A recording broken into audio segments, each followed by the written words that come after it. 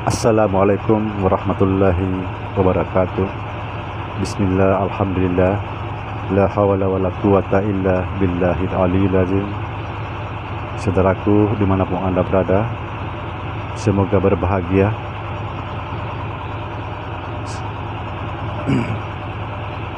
Sebelumnya saya mohon maaf yang sebesar-besarnya karena 2 hari ini saya tidak tayang video karena sesuatu saya ada perjalanan. Saudara, video kali ini saya akan memperdalam pembahasan tentang nama Allah yang ke-100. Saudara dimanapun Anda berada, nama Allah yang ke-100 sudah berkali-kali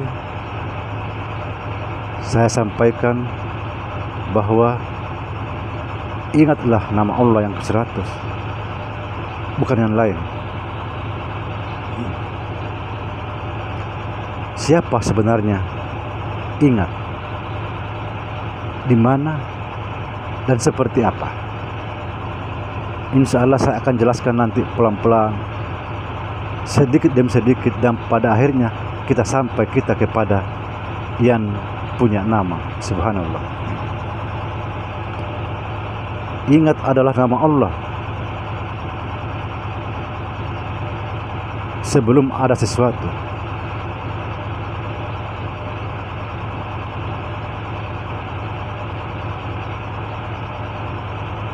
Ingat adalah nama Allah sebelum bernama Allah, sebelum menjadi Tuhan, karena saat itu belum ada hamba. Ingat, nama Allah adalah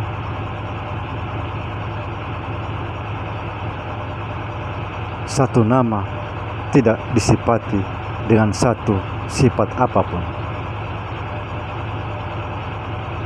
Inilah nama Allah yang ke-100, tidak disifati dengan satu sifat apapun.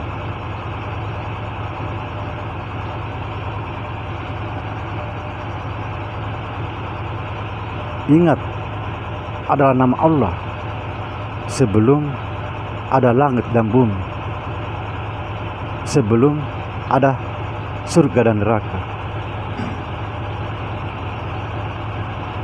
Sekali lagi, inilah nama Allah Subhanahu wa ta'ala, tidak disifati satu sifat apapun, tidak seperti nama Allah yang lain. Seperti misalnya Ar-Rahman memiliki sifat pengasih, Ar-Rahim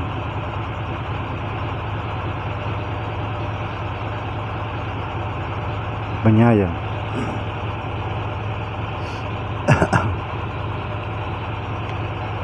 Tanpa ingat, saya dan saudara mustahil ada di dunia ini.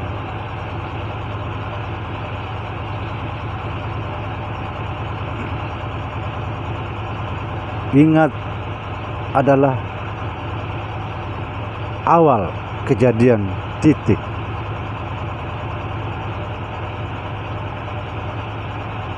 Dan titik awal kejadian satu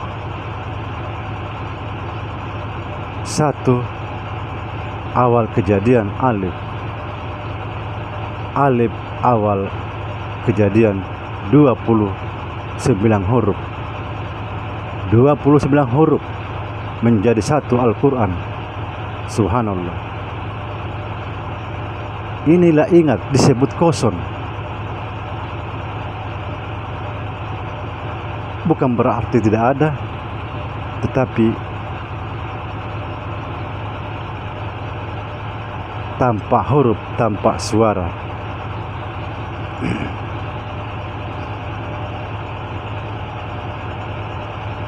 Ingat adalah nama, segala nama, nama sembahyang, nama Al-Quran, nama syahadat, nama puasa, Pokoknya nama segala nama, apapun memiliki nama, ingatlah namanya. Subhanallah. Ini juga disebut sembahyangnya sembahyang, sembahyang di dalam sembahyang. Ini juga disebut syahadatnya syahadat.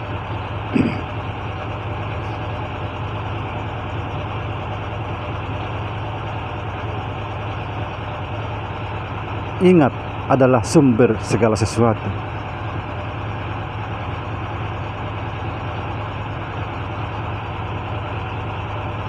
Itulah disebut langit dan bumi beserta isinya adalah ciptaan Allah Subhanahu wa Ta'ala. Karena apa? Tanpa ingat mustahil ada.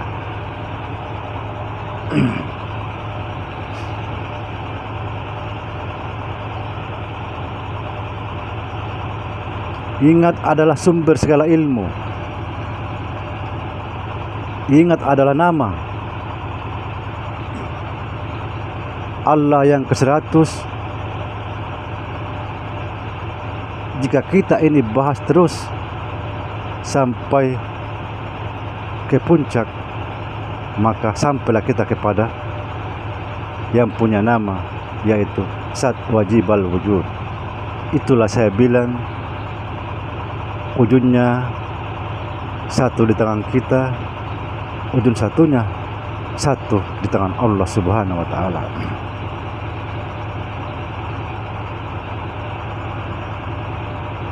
Kemarin ada orang bertanya,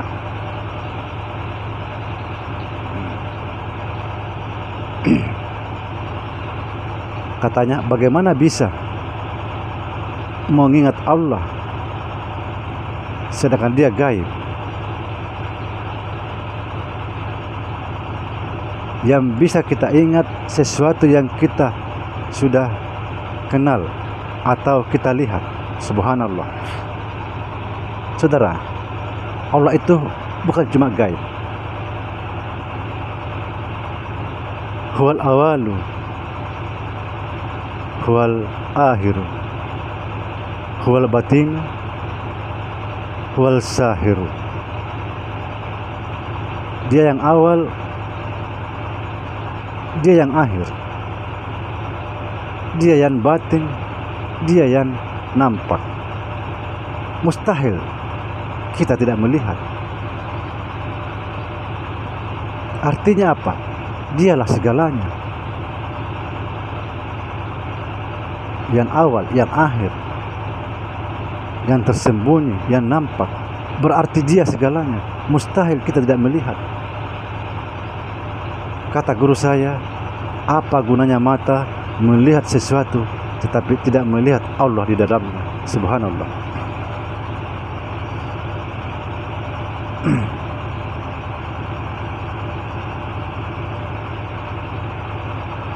Bagaimana melihat Allah? Bagaimana mengingat Allah tanpa kita kenal? Tetapi bagaimana mengenal Allah tanpa ingat? Coba, bagaimana mengenal Allah tanpa ingat? Mustahil juga. Ada apa sebenarnya? Di dalam ingat itu ada mutiara yang luar biasa.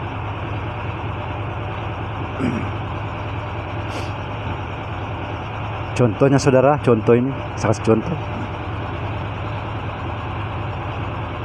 Setelah kita melihat sesuatu, ya, mustahillah kita bisa mengenal sesuatu itu tanpa ingat. Walaupun kita lihat, tetapi mustahil kita bisa mengenalnya tanpa ingat. Saudara, sampai di sini pembahasan sementara. Insya Allah saya akan membahas terus, makanya ikuti terus saya. Saudara akan menemukan mutiara yang tak ternilai. Insya Allah saya akan bahas terus. Kemudian saya akan membahas di mana Allah sebenarnya berada, di mana dia bertempat. Karena ini ulama-ulama kita masing-masing punya pendapat. Ada bilang Allah itu bersemayam di arsy, memang ada dalilnya. Ada yang bilang Allah itu dalam hati, ada juga dalilnya. Subhanallah. Ada yang bilang ada di tubuh kita, memang juga dia bilang aku lebih dekat daripada urat lehermu. Ada yang mengatakan Allah itu ada di mana-mana, dan juga ada yang mengatakan Allah itu tidak bertempat. Semua itu benar. Semua itu benar. Tapi kenapa kita salah paham? Karena kita tidak mengetahui apa di balik semua itu. Tidak mungkin Allah itu berbohong. Allah yang mengatakan, aku ada di hati hamba, ada di arsy. Kita berbeda pendapat karena kita tidak paham. Saudara, kenapa Allah Subhanahu wa Ta'ala menjelaskan tempatnya berbeda-beda? Kan ini jadi pertanyaan.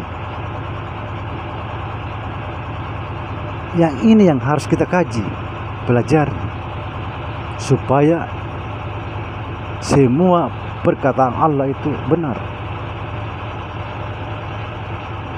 Saudara, ketahuilah bahwa Allah itu tidak bertempat, tetapi dia meliputi segala sesuatu. Sekali lagi, Allah itu tidak bertempat, tidak ada di atas, tidak ada di bawah, tidak ada di kiri kanan, tetapi dia itu meliputi segala sesuatu. Jadi apapun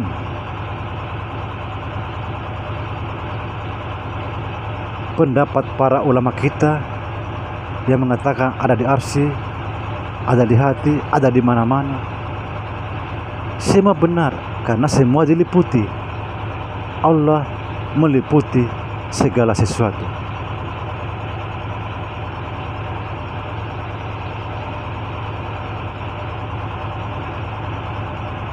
Saudara, sekali lagi, Allah itu tidak bertempat, tetapi meliputi segala sesuatu. Mau di atas, mau di bawah, mau di hati, mau di mana saja,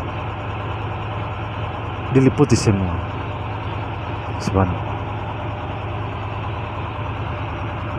Demikian saudara, penjelasan saya untuk nama Allah dan tempat Allah Subhanahu wa Ta'ala, dan insya Allah ikuti terus saya karena saya akan bahas sampai tuntas. Jangan sampai ketinggalan, karena ini adalah suatu rahasia yang paling besar. Mungkin belum ada yang bisa membahas. Dan juga saya sampaikan juga di sini bahwa tahukah saudara apa yang dimaksud mengenal Allah atau ma'rifatullah? Saya akan bahas yang dimaksud mengenal adalah ingat. Kenapa? Tidaklah mungkin bisa mengenal tanpa ingat. Sekali lagi, tidaklah mungkin bisa kita mengenal tanpa ingat. Pikirkanlah ini. Tapi saya akan bahas nanti menerangkan seterang-terangnya. Apa itu ingat, apa itu mengenal, dan apa itu ma'rifatullah. Demikian, ikuti terus saya, jangan sampai ketinggalan. Assalamualaikum warahmatullahi wabarakatuh.